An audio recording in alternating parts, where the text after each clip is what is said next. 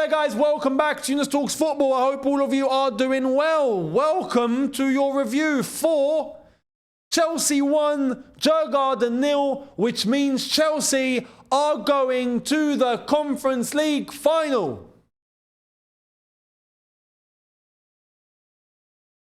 Wow, I didn't expect that one. I'll be real. I didn't expect that. I didn't, but it's very fitting. Very fitting. We're in the Champions League. Oh my God, Champions League final. Oh, take me back. Take me back. Take me back. Please take me back. Please take me back. I don't want to see this competition ever again. Please, please. Look, I'm going to ask one favour of Chelsea Football Club, yeah? We've qualified to the final. We're going to the final. Let's go to Poland. Let's win this. Let's stick it in the cabinet. And let's never talk about this competition ever again. Please, please, please. Yeah, please. I'm begging. I need us in the Champions League again. We must compete in the Champions League again. Come on. This cannot go on. I'm tired. I'm tired. And you know what? We had Pillow on standby. We had it on standby, and it was needed in the first half before, Conference Hall scored his goal. Because it had to come out. The game, I mean, look, we were 4-1 up on aggregate, so you knew the tone that was, coming into this. I told you on the preview that it wasn't going to be a pleasant watch. It was going to be a slow game, right? Because you don't need to come out of second gear, really. You just don't. It's handy when you have that much of a gap and you can just chill. And that was Chelsea tonight. We just chilled. The whole night was chilling. For us as fans, it's not great because when you come off the back of watching Inter Milan Barcelona with something that we're going to tell our grandchildren about, to PSG versus Arsenal, where we were just bantering Arsenal for the last 24 hours, to then having to just sit down and watch Chelsea Djurgarden with Chelsea not even coming out of second gear in the Conference League, it's a little bit different. So that is why I'm desperate for us to just not play this competition ever again. It's going to be a trophy, hopefully, fingers crossed, happy days, right? We get to complete the set. We get to be the only team in the world that has won every single possible trophy that they have ever competed in. Yeah, we actually get to say that. We will be the only team in the world to have every single possible competition that the club has ever competed in. Not ever competed in. Sorry, that's not correct. Any single competition that is available to that football club,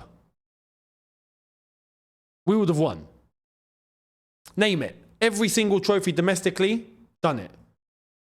Champions League, UEFA Cup, Super Cup, Cup Winners' Cup, Europa League, Conference League. There's every single Club World Cup.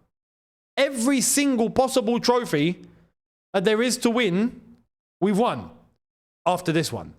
So for that, great. We can be happy. That is something to, that we can brag about a little bit. And then that's it. That's it. After that, I don't want to hear about this competition ever again. I don't. Never again. Never again. Yeah? So that's why coming into this, we knew it was going to be a little bit slow. I did tell you in the preview my prediction was 2-0 because I said, it'll be a little bit of a snooze fest, right? So I'm only going 2-0 because I was like, it's not going to be a massacre. I didn't expect 1-0. 1-0 was even slower, And at one point, it didn't look like much was going on. And then Dewsbury Hall got the goal, which was a good goal. Tossing into Tyreek George, if I'm not mistaken. Then Tyreek George into Dewsbury Hall. Dewsbury Hall, nice through ball. Dewsbury Hall tucks it inside on his left foot, hits the post and goes in, bottom corner. Fantastic 1-0. And then, did we really work their goalkeeper after that? Not really. We had half chances, loads of half chances, but that was it. Even they didn't really work our goal. Actually, no, tell a lie. They worked our goalkeeper twice. Jorgensen pulled off 2 really good saves. actually. If you remember, the header that was going into the bottom corner, that was a great header, and that was a great save from Jorgensen. And then the other one was the shot by Stenson, the same player. And he reaches out for it, and he gets a hand on it, and he tips it over the bar. That was it.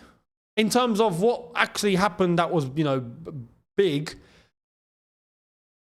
So we didn't even come out of second gear. The lineup in and of itself was, you know, like, okay, loads of rotation, cool, no problem. For me, the one standout was Reggie Walsh. Reggie Walsh. 16-year-old Reggie Walsh. And I gotta say, I'm gonna give him a review. I will say, especially for 16 years old, he played the whole 90 minutes. Especially for 16 years old, he looked really good. Really good. He's very quick on his feet. He's very quick with his decisions. He's very dynamic. He's got a very low center of gravity. He tends to turn 180 pretty quickly. His style is similar to that of Billy Gilmore. But Reggie Walsh does go a little bit more forward. And I know we played Djurgarden, but we have to bring context here. You know, if we're talking about Reece James or any of the top players that we've got, okay, fair enough, Cole Palmer. But Reggie Walsh, who's 16 years old, who's used to academy football, coming in and playing a European semi-final against a Swedish team, right, a continental team, that are seniors. Yeah, that is where Reggie Walsh, that's a test for him. And he passed tonight with flying colours. Absolutely flying colours. He done pretty well. I was very happy with Reggie Walsh. Didn't make a mistake. Didn't set a foot wrong. Linking up really well. Was pressing really well. Was getting involved really well. Was making decisions really well. Was driving the ball. Wasn't scared of it. He wasn't just, you know, get rid of the ball, get rid. I'm a little bit, you know, anxious. No, he had nothing. He was bossing it. And physically, he maintained the level for the whole 90 minutes. And you have to bear that in mind because for a 16-year-old, it's a different story. Most 16-year-olds. Some 16-year-olds are ready for Premier League footballs, like it's mad. But overall, those that have just come from academy football, yeah, it's a different gravy in terms of fitness, endurance, and tempo. Now, there wasn't too much tempo to this game, but again, he's 16. It's his first senior game, his first senior debut. So I'm very happy with Reggie Walsh. Big up to him. I hope he does well. And he looks like a player that can do well. He looks like he's a player with a brain.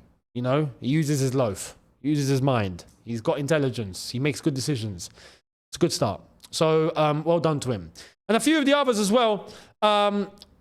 Josh Achempong had a really good game, I felt. Tosin Badiashile, comfortable night overall. Comfortable night. The midfield, Reece James, Marco Correa, they both in the double pivot. I mean, what kind of a double pivot is that? But still, they found it pretty comfortable. They came off later on anyway for Chalaba and Moeka, who went up front.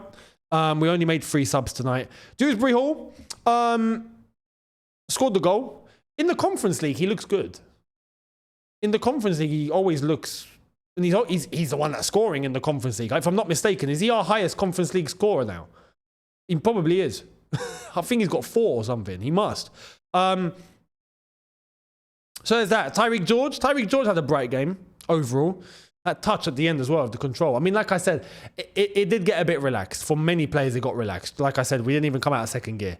Malo Gusto is the only one where I look at and go, mate, you know, comfortable end, don't get me wrong. But during the game, how many mistakes we see from Malo Gusto? I don't want to say Malo Gusto is pants as a player. I don't think he is, but he definitely does not suit Enzo Maresca. Without a doubt. Him and Maresca do not work. End of story. Now, whether you blame Maresca, whether you blame Gusto, whether you blame the management style, whether you blame the player because he's flopping. But truth is, they don't work together. Simple as that. Gusto worked under Poch. Bomb up and down, overlapping fullback, done. Traditional fullback, Malo Gusto, yeah, I think he can do a job. But even then, I'm going to blame the player. There were some decisions on the ball. I'm like, what are you doing? Gives it away. Bit reckless. Brother, that's not down to the manager. That's your ability on the ball. What are you doing? Just, yeah. So that's the only thing. That's the only thing. Apart from that, everyone just looked comfortable.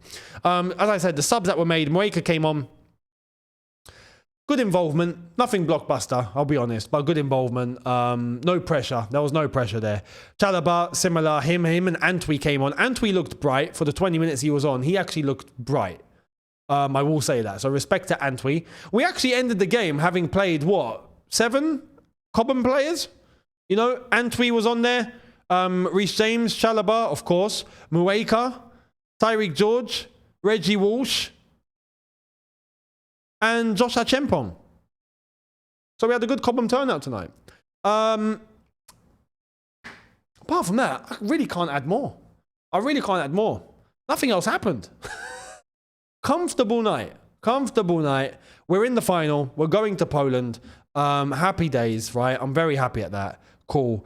The other games, Fiorentina Real Betis is still being played at the moment. It's 3-3 on aggregate. Fiorentina winning 2-1. That's looking like that's going to go to extra time, unless something drastic happens in the next couple of minutes. Oh, no. It's going to extra time. It's going to extra time. So it's going to be another half an hour. We'll see what's going to happen there.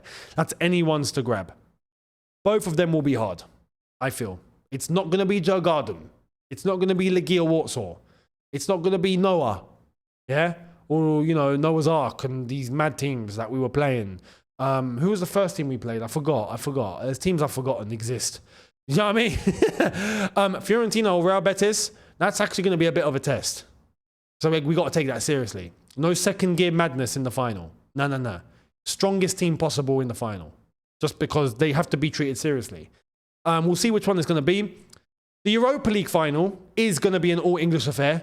Tottenham beat Bodo Glimt 2-0 away from home, 5-1 on aggregate. Manchester United came back from behind to win 4-1 tonight. Mason Mount scoring twice. Who would have thought that? They've won 7-1 on aggregate. So it's going to be a Manchester United-Tottenham Europa League final. There will be a watch-along for that one. Make sure you guys are here for that when the time comes. Like there will be a Conference League one and there will be a Champions League one. Conference League obviously is Chelsea. I will be here. And the Champions League we will do too. But next watch along, Newcastle-Chelsea. Unless if I'm going to look at anything beforehand, maybe on the Saturday, I'll bear that in mind and I'll see if there is any. If there is any, then I'll do one. And yeah, make sure you're here for the content tomorrow. There'll be a double upload, I'm pretty sure. Saturday, preview time, as well as a possible watch along. We'll see what games are going to be on. And then on Sunday, you'll be getting the watch along. You'll be getting 2 watch-alongs, actually. You'll be getting the Newcastle-Chelsea game, and you'll be getting the Classico that we might watch, or Liverpool versus Arsenal. That's happening on that day too. We'll see. Some of the other competitors that are going to be playing on the weekend in terms of the top 5 race. And the match review, of course. So, loads coming your way. Make sure you're subscribed. Notification bell on. Thank you all so much. I'm glad this one's over, if I'm honest. I'm glad the final is actually going to be somewhat of a top game, you know, in terms of level. Like I said, Fiorentina, Real Betis, that's a bit serious. Was watching Champions League and then having to come to watch this, like I said, this I don't want to see ever again. We go and win this trophy, let's go and win it, bring it to the bridge and done. I want Champions League. So the next big obstacle is Sunday, Newcastle-Chelsea. If we win that, oh boy, we might have actually done it. So, make sure you're here, much appreciated, and I'll catch all of you tomorrow. In a bit, people, look after yourselves, take care, and peace.